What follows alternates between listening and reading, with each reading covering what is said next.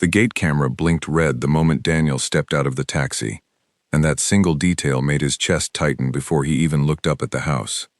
He had flown for 18 hours to surprise his wife and his mother, carrying nothing but a small bag and a heart full of relief that the long separation was finally over.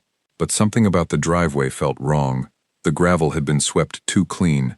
2 cars he did not recognize sat parked near the side entrance, both black, both expensive, both silent.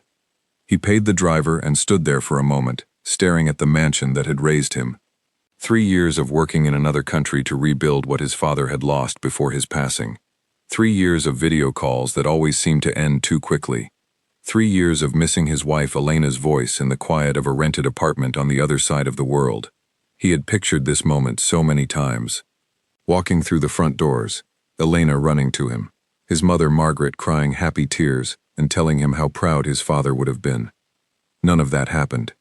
Instead, as he approached the side entrance, he noticed the lock had been changed. Not the old brass fitting his father installed years ago, but a newer, sleeker model, the kind you would find on a business office, not a family home. He paused, key in hand, confused as to why it no longer fit. A soft laugh drifted from an open window above him, not Elena's laugh. Margaret's laugh, low and satisfied, the kind of laugh people give when they believe no one else is listening. Daniel decided not to knock. He circled around to the kitchen entrance, the one the staff used, remembering that the code pad there rarely changed.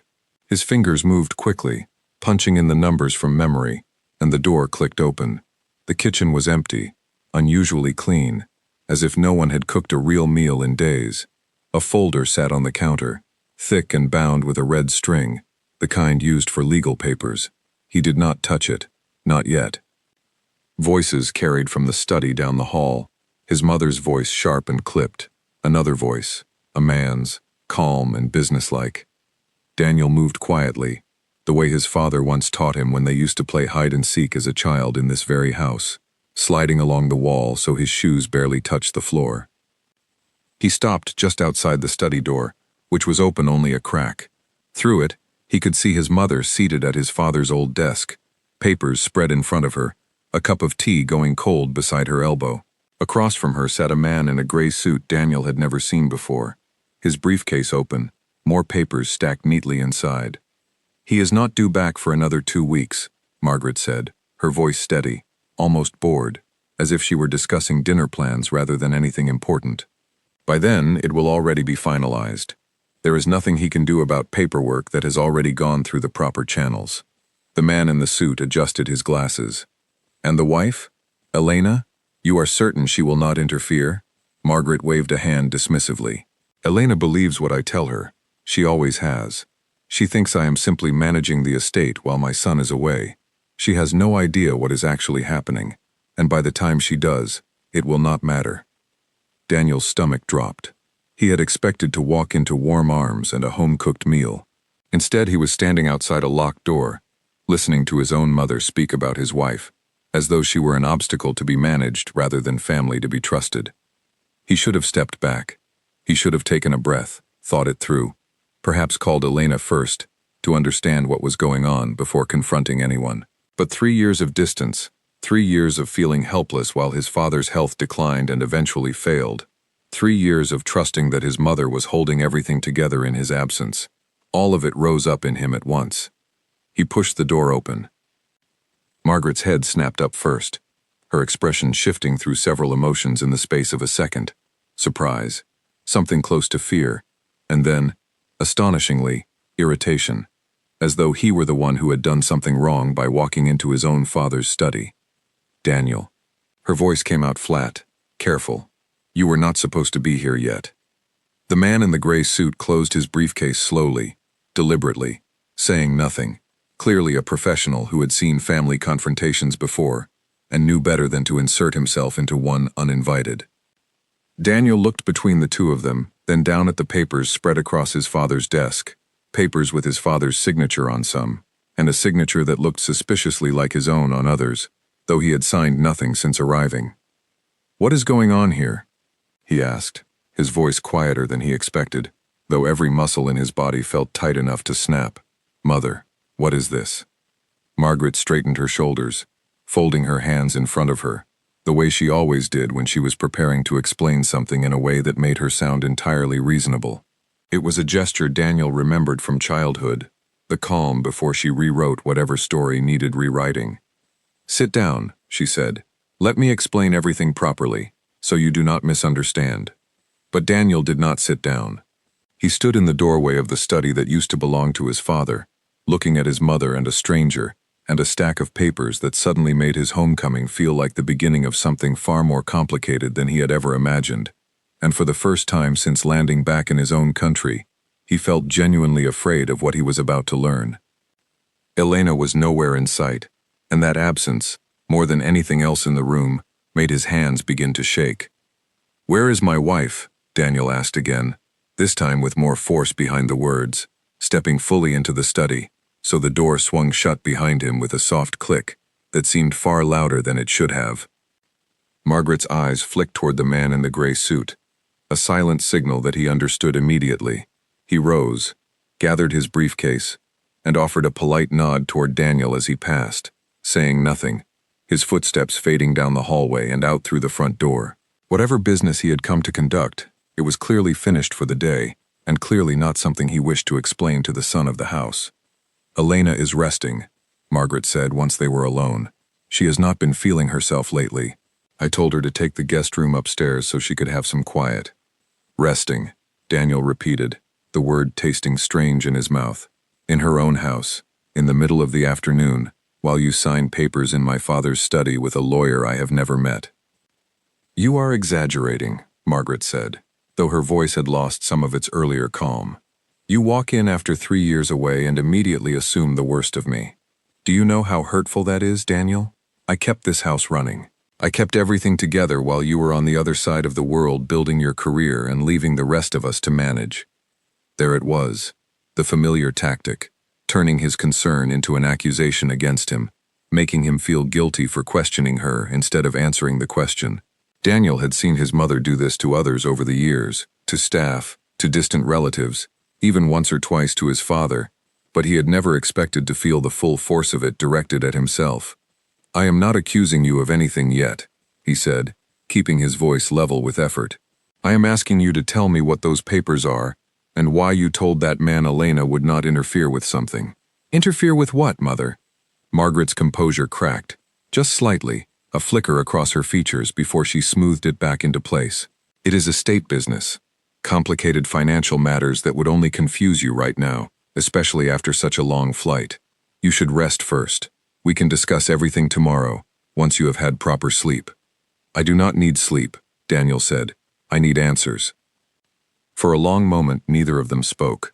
Outside the study window, a gardener trimmed the hedges along the front path, oblivious to the tension building inside the house. And somewhere upstairs, a door opened and closed softly, though neither Daniel nor Margaret acknowledged it. Finally, Margaret sighed, the sound heavy with what seemed like practiced patience. "Your father left things in a difficult position when he passed, more difficult than either of us realized at the time. I have simply been trying to protect what remains of this family's legacy, in whatever way I judged best. By changing locks," Daniel said slowly, "and meeting with lawyers in secret, and telling them my wife will not interfere." "You make it sound sinister," Margaret snapped, her mask slipping further. "I have given my entire life to this family, Daniel. Your father built his fortune, yes, but who do you think managed the household, raised you, kept everything presentable while he was busy with his business dealings? And what did I receive for it? A widow's allowance and a house I am apparently not even trusted to manage without my own son storming in and interrogating me the moment he lands."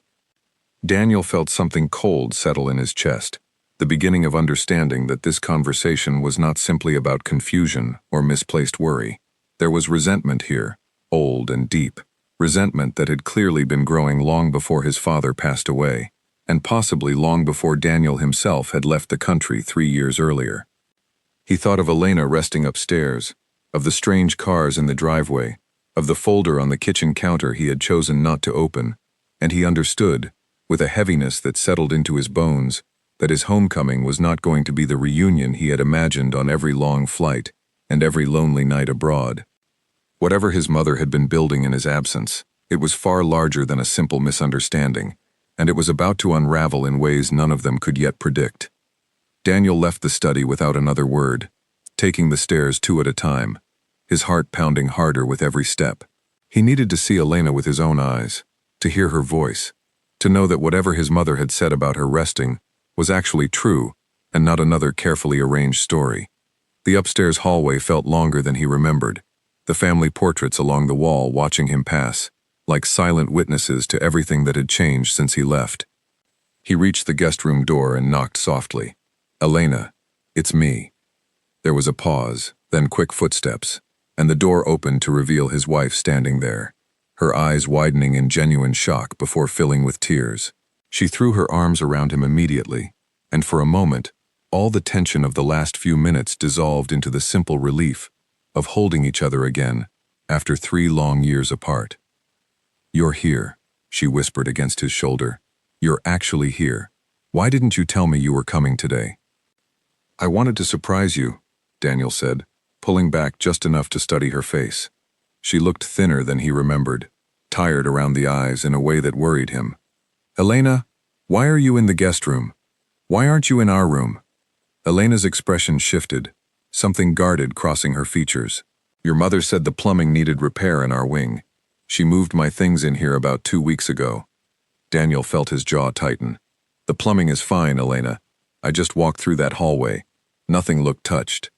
She stared at him, confusion and something like dawning realization mixing on her face. "She told me there were pipes being replaced. She said workers would be coming and going, that it wasn't safe for me to stay there until it was finished." "There were no workers in that wing," Daniel said gently, watching the color drain slightly from his wife's face.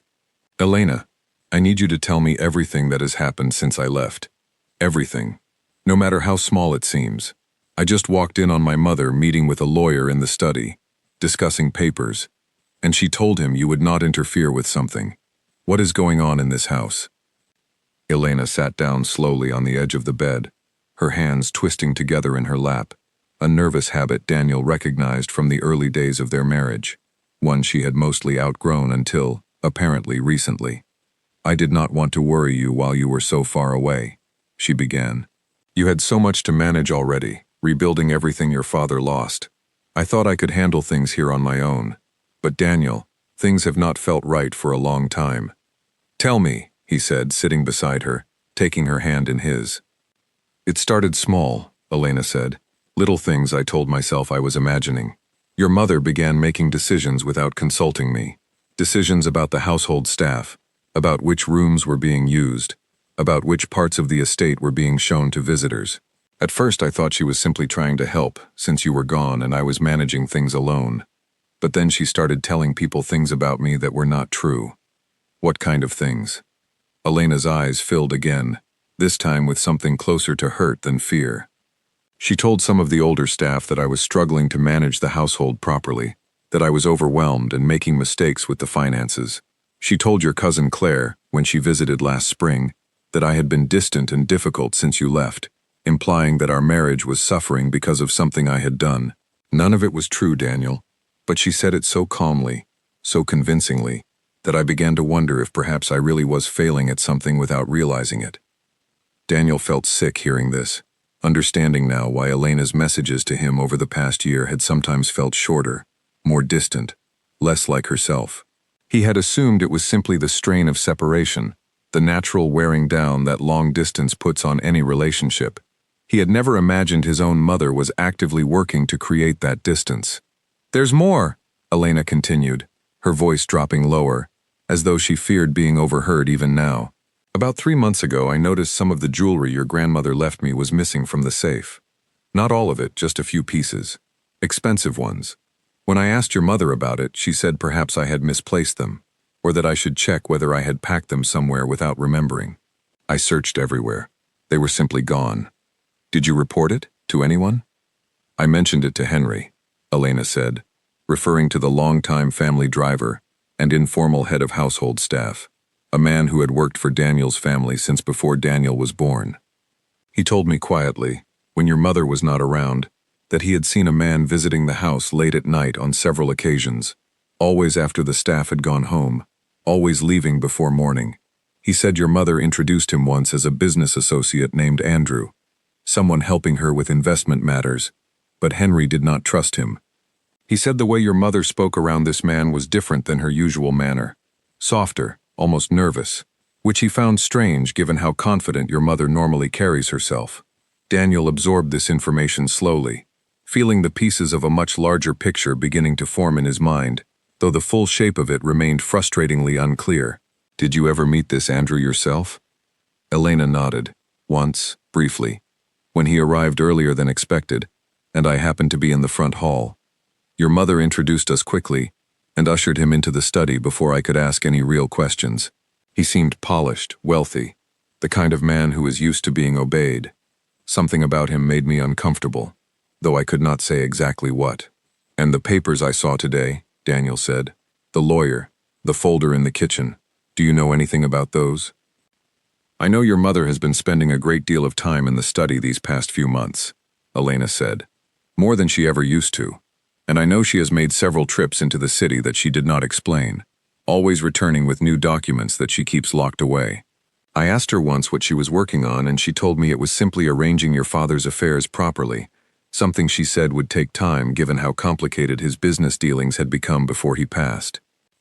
Daniel stood and walked to the window, looking out over the grounds his father had spent decades cultivating, grounds that were meant to be passed down as a legacy of hard work and family pride, not as a prize to be quietly siphoned away, while the rightful heir was thousands of miles away, trying to honor that same legacy through his own labor.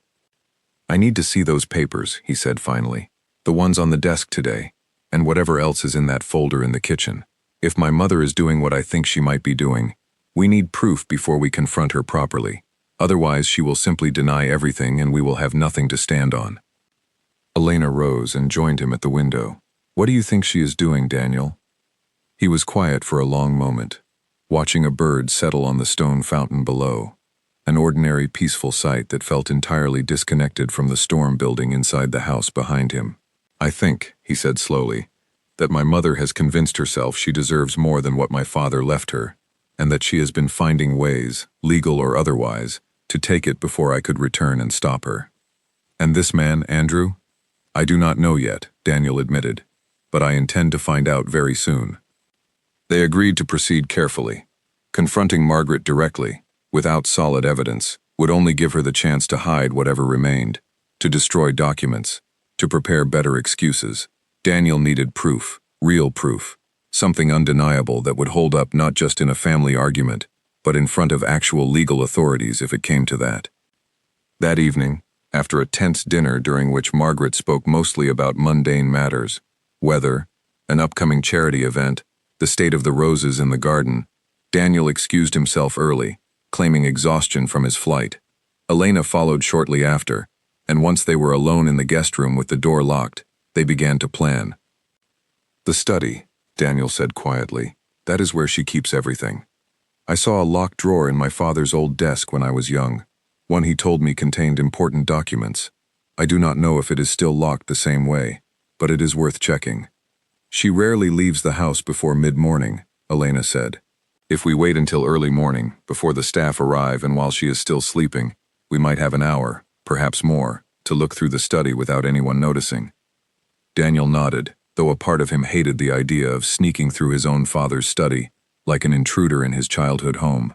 But he reminded himself that whatever was happening here had already turned this house into something unfamiliar, a place where trust could no longer be assumed, where even his own mother's words needed to be verified before he could believe them. Neither of them slept well that night. Daniel lay awake listening to the unfamiliar sounds of the house he thought he knew perfectly.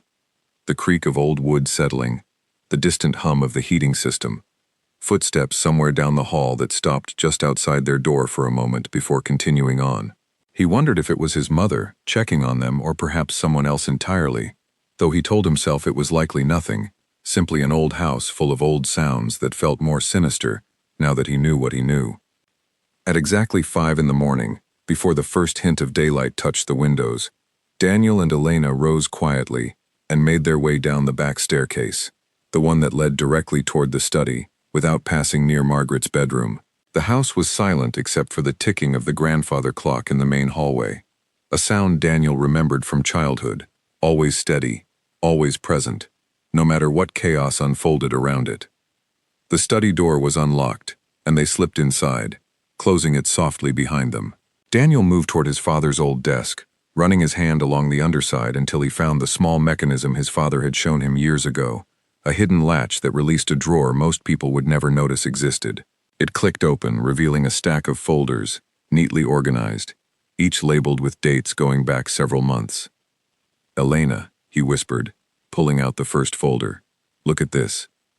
Inside were bank statements, transfer records, correspondence between his mother and a financial firm Daniel had never heard of, and copies of legal documents bearing his father's signature on some, and a signature meant to be Daniel's own on others, signatures he knew for certain he had never made, since he had been out of the country when the dates on these particular documents indicated they were signed. His hands trembled slightly as he flipped through page after page, understanding growing with each new document, an understanding far worse than anything he had imagined during the tense confrontation in this very room only hours earlier. Whatever his mother had been building in his absence was not simply mismanagement or overreach born from grief and resentment. It was something far more deliberate, far more calculated, and far more dangerous to everything his father had worked his entire life to build. "Daniel," Elena whispered, holding up another document she had found in a separate folder. "You need to see this one." He took it from her hands, and as he read the contents, the full scope of what his mother had done, and what she still intended to do, began to take shape in his mind, a shape so much larger and more troubling than the simple family disagreement he had walked into the day before, and he realized with a sinking certainty that the real confrontation, the one that would determine the future of everything his father had built and everything Daniel had sacrificed to protect, had not yet even begun. The document Elena had handed him was a draft agreement, still unsigned, outlining the sale of the east wing of the estate, along with nearly 40 acres of surrounding land, to a company called Brightfield Holdings. The price listed was well below what Daniel knew the land was worth, and the buyer's representative named throughout the paperwork was Andrew Whitfield, the same man Henry had described seeing arrive late at night, the same man Elena had briefly met in the front hall months earlier.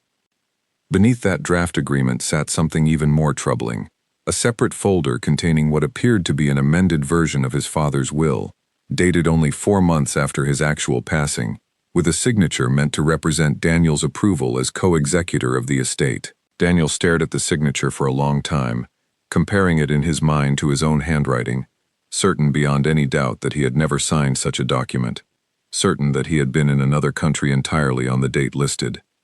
"This is forgery," he said quietly, more to himself than to Elena. "This is not just mismanagement, Elena. This is fraud."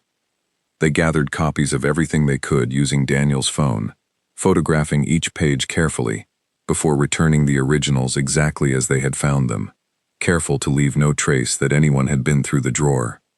By the time the first gray light of morning touched the study windows, they had documented enough to understand the shape of what Margaret had been building, though many questions remained unanswered.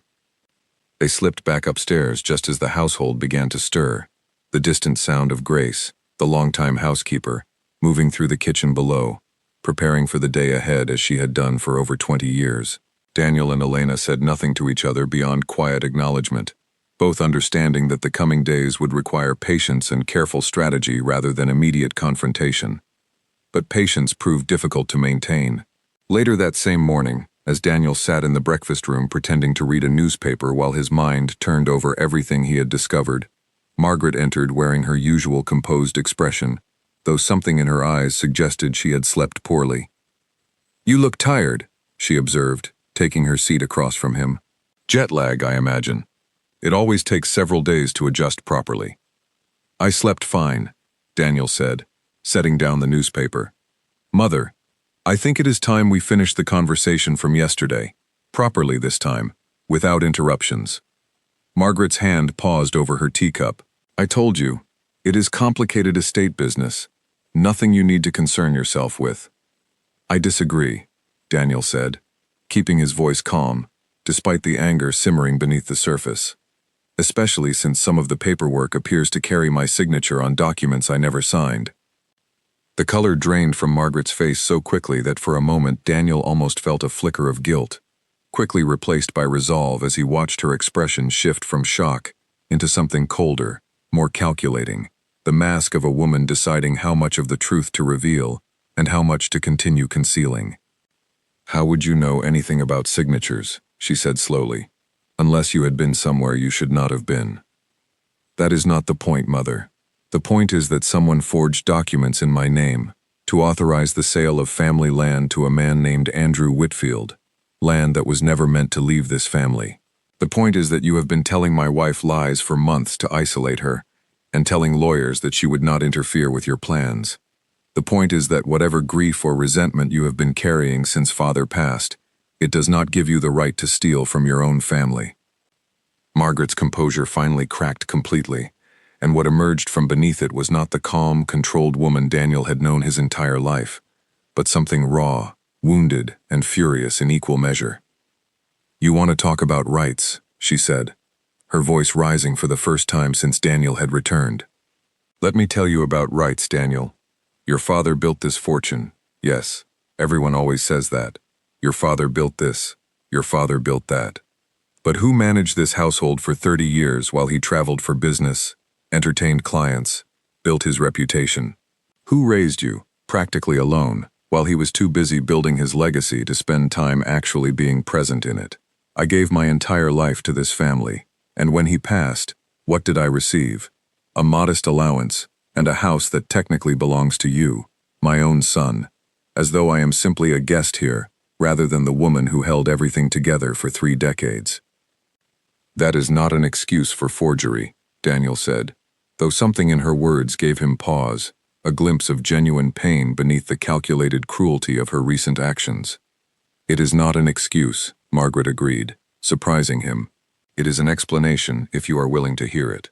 When your father's will was read, and I discovered how little control I had been given over the estate, how everything essentially passed to you with only a small provision for me, I felt as though 30 years of my life had been erased. You were gone, building your own success on the other side of the world, and I was left here, alone, in a house full of memories, and very little actual power over my own future. So you decided to sell the land behind my back, Daniel said, to forge my signature, to lie to Elena and turn the staff against her. I decided, Margaret said, her voice hardening again, to secure something for myself before it was too late. Andrew approached me nearly a year ago, interested in the East Wing property for a development project. The offer was generous enough to secure my future independently, away from depending on whatever allowance you or your father's estate deemed appropriate for me. I did not expect you to return for several more months. I thought there would be time to finalize everything and simply present it to you as a decision already made, one that did not actually harm the core of the estate, only a portion of land that has sat unused for years. And the forged signature? Margaret's jaw tightened. Andrew's lawyers required proof of co-executor approval to move forward more quickly. I did not think it would cause real harm. I intended to explain everything to you eventually, to make you understand why it was necessary. And Elena? Daniel pressed. Why isolate her? Why spread lies about her to Claire, to the staff? What did she ever do to deserve that? For the first time, something like genuine discomfort flickered across Margaret's face. Elena is a good woman, she admitted quietly, but she is observant, and she was beginning to ask questions about my frequent trips into the city, about the changes in the household. I needed her distracted, uncertain of her own judgment, so she would not interfere before everything was finalized. It was not personal, Daniel. It was simply necessary. It was cruel, Daniel said, his voice sharp with an anger he could no longer fully contain. You made my wife doubt herself. You made her feel like a failure in her own home. That is not simply necessary, Mother. That is deliberate harm inflicted on someone who has done nothing but support this family.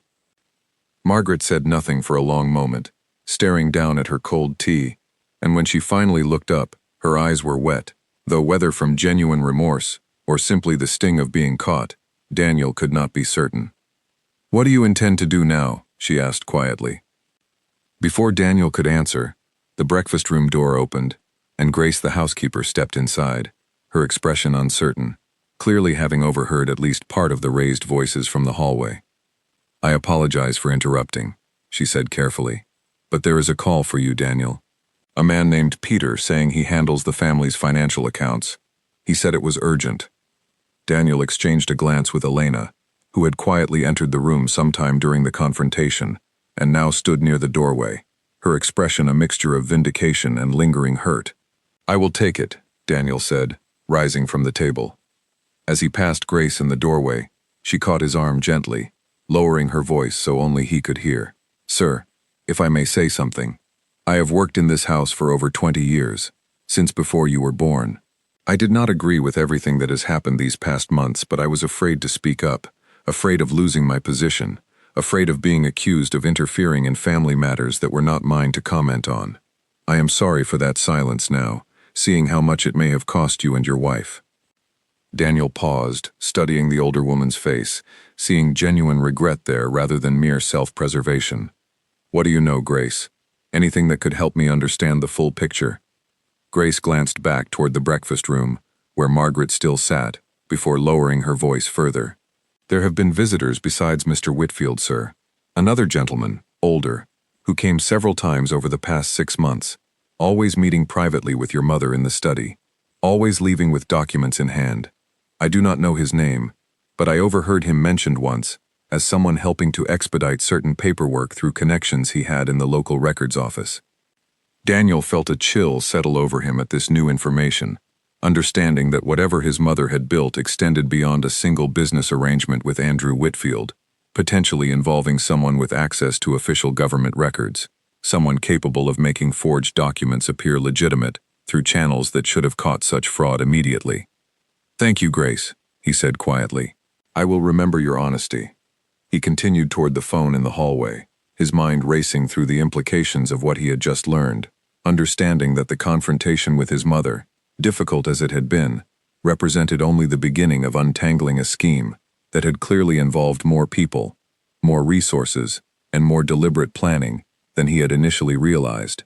The call from Peter, the family accountant, waited on the line, and Daniel picked up the receiver with a growing sense that whatever news awaited him would only deepen the complexity of the situation rather than resolve it. "Daniel," Peter's voice came through, tense and hurried. "I am glad I reached you. I have been reviewing the accounts as you asked when you first arrived back in the country, before any of this recent trouble became apparent to you, and I found some discrepancies I believe you need to see immediately, in person, today if possible. There are transfers I cannot account for, moving through channels that do not match standard estate management practices, and dates that align suspiciously with periods when you were still abroad. I will come to your office within the hour," Daniel said, glancing back toward the breakfast room where his mother remained seated, her posture rigid, her eyes fixed on some point in the distance, as though already calculating her next move, rather than reflecting on what had just been exposed. Elena appeared at his side as he ended the call, her hand finding his, steady and reassuring, despite everything they had both endured over the past day. "What did Peter find?" "I do not know exactly," Daniel admitted, "but I intend to find out." And Elena, Grace mentioned someone else, another person involved in helping create these documents, someone with connections to official records. "This is bigger than we realized. We need to move carefully, and we need to move quickly, before my mother has any more time to cover her tracks or warn whoever else is involved that we are getting close to the truth." Elena nodded, squeezing his hand. "Whatever we need to do, I am with you. This is our home too, Daniel, and our future. I will not let her take that from us without a fight." Together, they left the mansion that afternoon, heading toward Peter's office in the city, leaving Margaret behind with her cold tea and her carefully constructed justifications, unaware of exactly how much more Daniel and Elena were about to uncover, and unaware that the true depth of the scheme she had built extended far beyond even what she herself might have fully understood, given how many hands had apparently been involved in making her plans appear legitimate on paper. Peter's office occupied a small suite on the 3rd floor of an older building downtown, the kind of place that had handled the family's finances for 2 generations, ever since Daniel's grandfather first established accounts there decades earlier. Peter himself rose from behind his desk the moment Daniel and Elena entered, his usually composed manner replaced by visible tension, papers already spread across the surface in front of him. "Thank you for coming so quickly," Peter said, gesturing for them to sit. "I want to show you everything I have found, though I warn you, some of it is troubling." Over the next hour, Peter walked them through a series of financial records spanning the past 8 months, transfers moving from the estate's primary accounts into smaller holding accounts, then onward into accounts associated with Brightfield Holdings, the company listed in the draft sale agreement Daniel had photographed in his father's study. The amounts were significant, though carefully structured to avoid triggering the kind of automatic flags that might alert auditors or authorities to unusual activity. "Someone understood exactly how to move money without drawing attention," Peter explained, tracing a finger along one particular column of figures. "This is not the work of an amateur. Whoever structured these transfers has real experience with financial systems, perhaps banking or accounting background, someone who knew precisely which thresholds to stay beneath." "My mother would not have this knowledge herself," Daniel said, though even as he spoke the words, he felt uncertain. His mother had always been more capable than people gave her credit for, having quietly managed household finances for decades, even while everyone assumed her contributions were purely domestic. "There is something else," Peter said, pulling out a separate document. "I cross-referenced the notary who authenticated several of these transfer documents, along with the property records office that processed some preliminary paperwork related to the East Wing sale. The same name appears repeatedly, across multiple documents, someone named Nathan Ellery, listed as a legal consultant." Elena's breath caught audibly. "That was the man in the study," she said, turning to Daniel. "The one you described. The man in the gray suit with the briefcase. Was his name Nathan?" Daniel thought back, trying to recall if Margaret had ever used the man's name during the tense conversation he had overheard. "I do not remember hearing his name directly," he admitted, "but it would make sense. He seemed comfortable, professional, exactly the kind of person who would know how to structure paperwork to avoid scrutiny." Peter nodded grimly. "I made some inquiries this morning, discreetly, through professional contacts who might know of him. Nathan Ellery has a somewhat troubled reputation, Daniel. He was investigated several years ago for helping clients disguise asset transfers during divorce proceedings, though nothing was ever formally proven against him. He has a talent, it seems, for making questionable transactions appear procedurally sound." "So my mother did not act alone," Daniel said slowly, the picture becoming clearer and more disturbing with each new detail. "She had help from someone experienced in exactly this kind of scheme, someone who could make the forged documents and the improper transfers look legitimate to anyone who did not examine them closely." "There is one more thing," Peter said, hesitating slightly before continuing. "The initial contact between your mother and Brightfield Holdings, and by extension Andrew Whitfield, appears to predate your father's passing by several months. I found an email exchange, forwarded to me by accident, when your mother once used my office computer to send documents during a visit here, that suggests she and Andrew had been in communication regarding potential land development interest, even while your father was still alive, though clearly not yet ill at that time." Daniel felt the floor seem to shift slightly beneath him. "Are you suggesting my mother was planning this before father even passed away?" Peter spread his hands carefully. "I am not suggesting anything definitively, Daniel. I am simply telling you what the timeline of communications indicates. It is possible the conversations were entirely innocent at first, simple inquiries about land value or potential future interest, only later developing into the more elaborate scheme once circumstances changed following your father's death. I do not want to accuse anyone of intentions I cannot prove, but I believe you deserve to know everything I have found so you can make your own judgments." Elena had grown quiet during this exchange, her expression troubled, and Daniel noticed her hands twisting together again in that familiar nervous gesture. "Elena," he said gently, "what is it?" "I need to tell you something," she said slowly. "Something I did not mention earlier because I was not certain it meant anything. But hearing this now, I think it might be important." "Go on," Daniel encouraged. "About 4 months ago," Elena said, "before you had even mentioned a return date, I overheard your mother on the phone late one evening. She did not know I was nearby, since I had come downstairs quietly for a glass of water and happened to pause near the study door when I heard her voice. She was speaking to someone, and I heard her say, quite clearly, that she needed everything finalized before Daniel returns, because once he is back and settled, it will be much harder to move forward without him noticing. You never told me this, Daniel said, though there was no accusation in his voice, only concern. I did not know what to make of it at the time, Elena admitted. I told myself perhaps she was discussing some surprise for your homecoming, perhaps renovations to welcome you back properly, something innocent that I was misreading, due to my own anxiety about missing you and worrying about small things unnecessarily. It was only afterward when the strange behavior began, the isolation, the lies about the plumbing, that I started to suspect something more troubling was happening.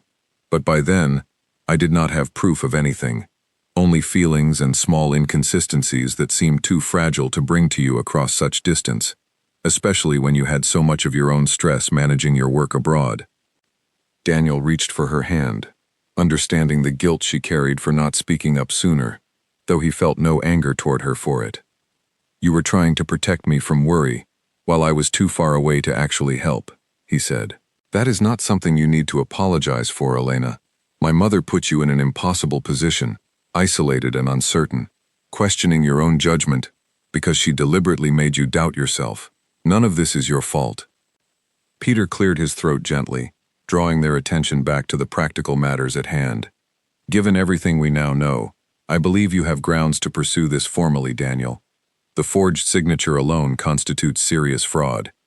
Combined with the improper asset transfers and the involvement of a legal consultant with a documented history of facilitating questionable transactions, you have a strong case, should you choose to pursue legal action against your mother, against Andrew Whitfield, and against Nathan Ellery.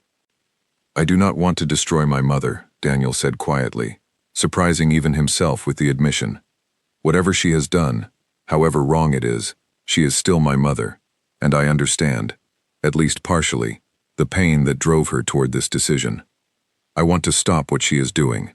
I want to protect what remains of my father's legacy and repair what she has done to Elena, but I do not necessarily want her destroyed in the process, if there is another way. That is understandable, Peter said, and it is entirely your decision how to proceed. Legal action does not have to mean destruction. It could simply mean formally reversing the improper transfers, voiding the forged documents, and establishing clear boundaries going forward regarding your mother's access to estate finances. Whether you pursue criminal charges against Nathan Ellery or Andrew Whitfield, given their apparent history and involvement, is a separate question you might consider more seriously, since their pattern of behavior suggests they have likely done this to other families as well, and stopping them here could prevent future harm elsewhere. Daniel absorbed this, feeling the weight of the decision ahead of him. What would you recommend as a first step? Contact a lawyer specializing in estate fraud immediately, Peter said. Someone independent, unconnected to your family or to anyone your mother has worked with. I can recommend a colleague I trust, a woman named Susan Brightly, who has handled similar cases before with discretion and skill. The sooner you have proper legal representation reviewing everything we have gathered, the sooner you can move to freeze any pending transactions, particularly the sale of the East Wing property, before Andrew Whitfield and his associates attempt to finalize anything using the fraudulent authorization your mother provided. Daniel nodded, already reaching for his phone. Call her now, Peter. Today, if possible. I want this handled before my mother has any more opportunity to hide evidence or coordinate further with Andrew and this Nathan Ellery. While Peter made the call, Elena turned to Daniel, her expression a mixture of relief and lingering worry. What happens to us now, Daniel? To our marriage, after everything she has done to try to tear us apart? Daniel took both her hands in his, meeting her eyes with a steadiness he hoped conveyed everything he felt, but struggled to fully express in words. We survived 3 years apart while I worked to rebuild what my father lost, and now we have survived discovering that my own mother tried to manipulate and isolate you while I was gone. If we can survive both of those things, Elena, I believe we can survive whatever comes next, together, as long as we continue being honest with each other, no matter how difficult the truth becomes. Elena leaned into him, resting her head against his shoulder, and for a moment, amid all the chaos and betrayal they had uncovered that day, there was a quiet pocket of reassurance between them. a reminder of why they had endured the long separation in the first place, and why fighting for their home and their future together remained worth every difficult step ahead. Peter returned a few minutes later, his expression slightly more hopeful. Susan can meet with us tomorrow morning, first thing. She has already begun reviewing the summary I sent her, and believes there are strong grounds to file for an emergency injunction to freeze the sale of the East Wing property immediately, before it can be finalized. She also mentioned that if Nathan Ellery's past investigations are as documented as I believe, authorities may already have an interest in building a broader case against him, which could work in your favor should you choose to cooperate with any formal inquiry. Good, Daniel said, feeling a measure of control returning to a situation that had felt entirely out of his hands only hours earlier. Let us move forward with all of it, the injunction, the meeting with Susan, everything necessary to stop this before more damage is done. As they prepared to leave Peter's office that evening, Daniel's phone buzzed with a message from an unknown number. He opened it cautiously, and his stomach tightened as he read the words displayed on the screen, a message that made clear someone was already aware of exactly what Daniel had discovered that day, someone who was not going to allow this scheme to unravel without a fight of their own. The message read simply, "We know you were in the study. This can still be resolved quietly, for everyone's benefit, if you are reasonable. Meet tomorrow at noon, the coffee house on Fenwick Street. Come alone." Daniel showed the message to Elena and Peter, all three of them exchanging uneasy glances. "This has to be Andrew," Daniel said, "or possibly Nathan Ellery. Either way, they know we have discovered the documents, which means they will likely try to move quickly to protect themselves, perhaps by pressuring my mother further, or attempting to finalize the sale before any legal action can stop them." "Do not go alone," Peter said firmly. "Whatever they intend, meeting alone with someone capable of orchestrating fraud on this scale is not wise. Let Susan advise you first thing tomorrow morning before you respond to this message at all."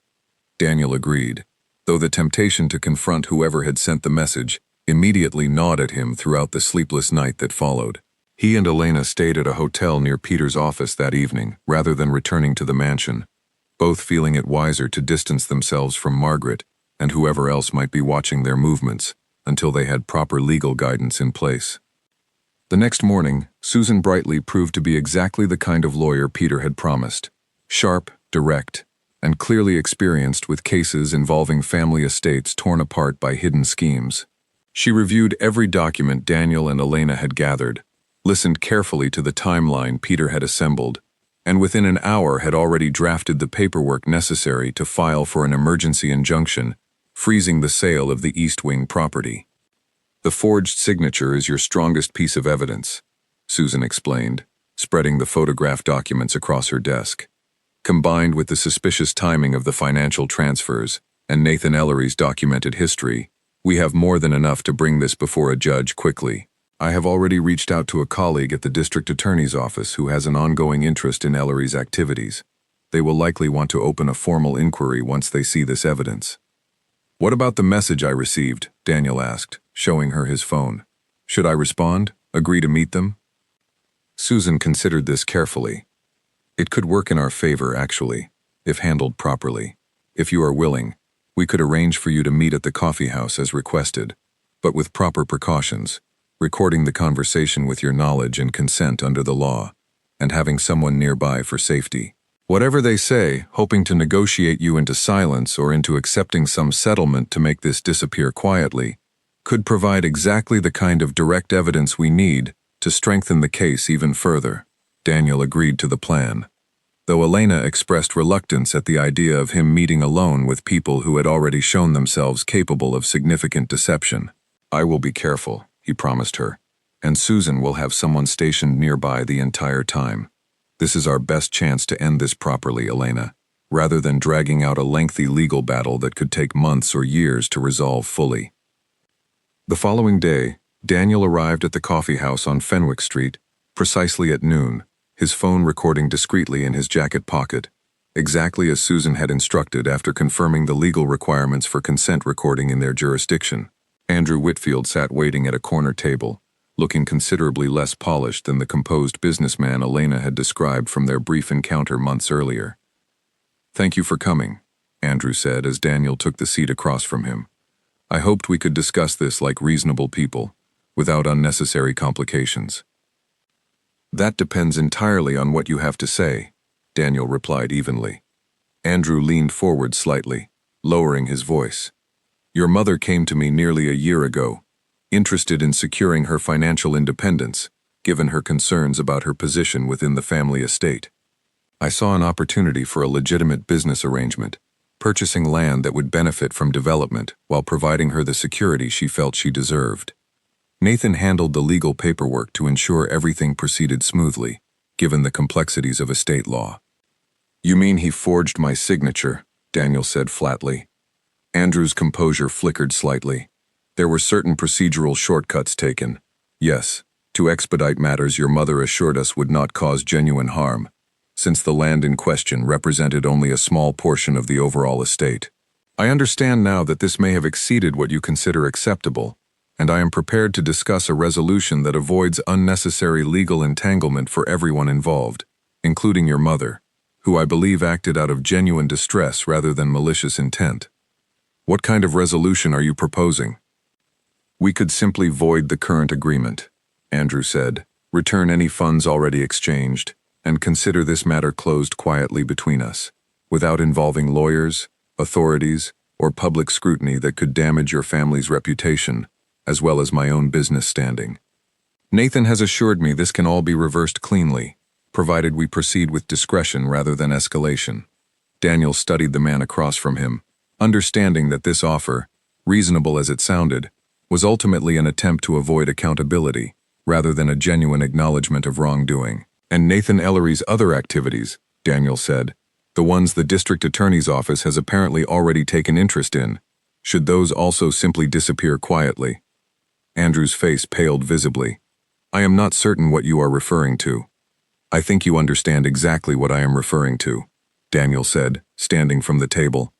I appreciate you meeting with me, Andrew, and I appreciate you confirming, quite clearly, that you and Nathan Ellery orchestrated a scheme involving forged documents and improper financial transfers, using my mother's grief and resentment as the entry point into our family's estate. I do not intend to make this quietly disappear. I intend to see it addressed properly, through legal channels, exactly as it should be. He left the coffee house without waiting for a response, his hands steady despite the pounding of his heart, knowing the recorded conversation would provide exactly the additional evidence Susan needed to move forward decisively. Over the following weeks, events unfolded with a momentum that surprised even Daniel. The emergency injunction succeeded in freezing the sale of the East Wing property before any funds could be improperly transferred. The district attorney's office, armed with the evidence Daniel and Susan provided, opened a formal investigation into Nathan Ellery's broader pattern of facilitating fraudulent transactions, an investigation that eventually revealed he had assisted at least 3 other families in similarly questionable schemes over the preceding years. Andrew Whitfield, facing the possibility of serious legal consequences alongside Ellery, agreed to a settlement that returned all improperly transferred funds and formally voided every fraudulent document bearing Daniel's forged signature. Margaret's role in the scheme proved more complicated to resolve. Daniel, true to his earlier instinct, chose not to pursue criminal charges against his own mother, understanding that whatever legal justice might be served, it would not repair the relationship he still hoped to salvage, however damaged it currently remained. Instead, working closely with Susan, he established new legal protections around the estate that removed Margaret's ability to independently authorize any future transfers or sales without Daniel's explicit written consent, verified through channels entirely separate from Nathan Ellery or anyone else who might attempt similar manipulation in the future. The conversation with his mother, once all the legal matters had been settled, proved to be one of the most difficult of Daniel's life.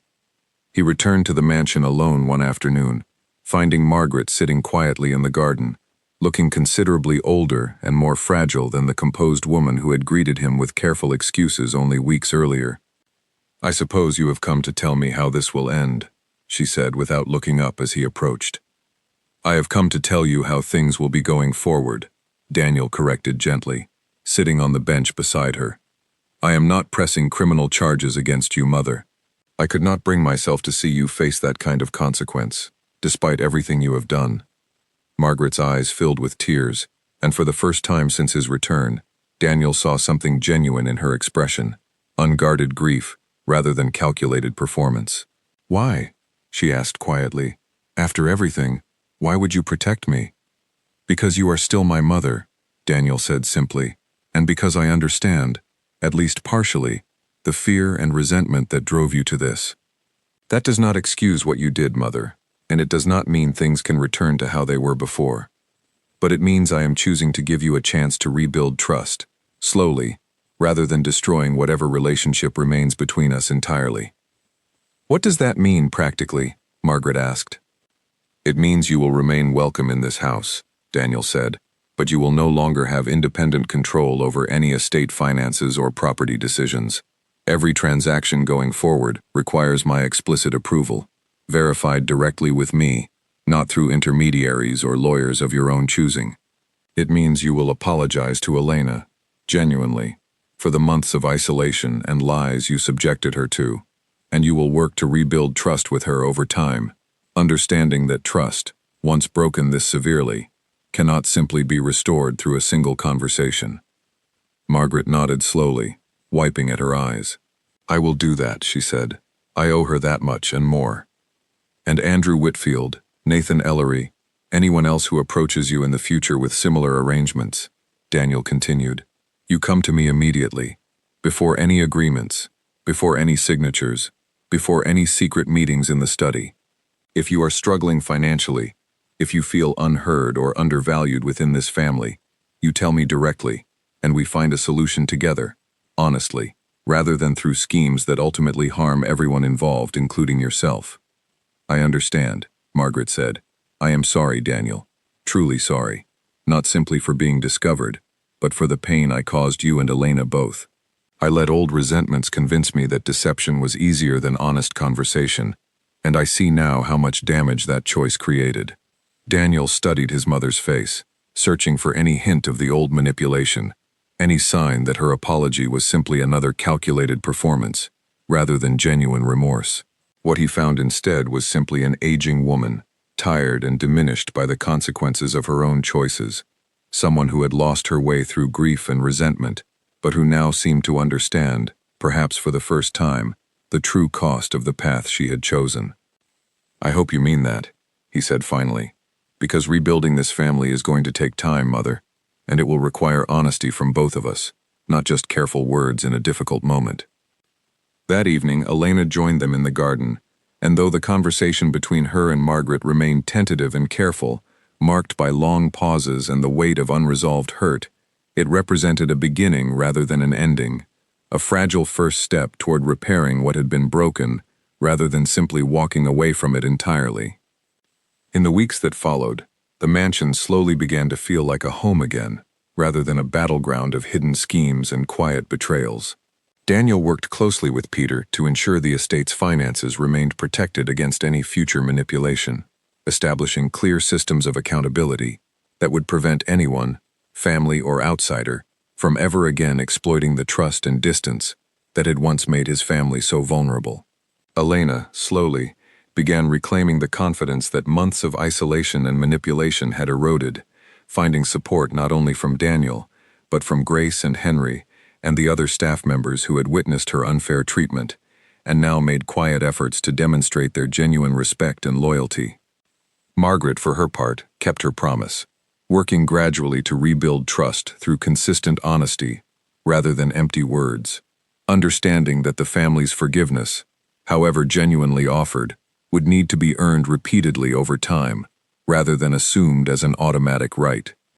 Standing once more in his father's study, now cleared of forged documents and secret dealings, Daniel looked out over the grounds his family had built across generations, understanding that the legacy he had returned home to protect was not simply the land or the fortune his father had accumulated, but the relationships and trust that gave that legacy any true meaning at all.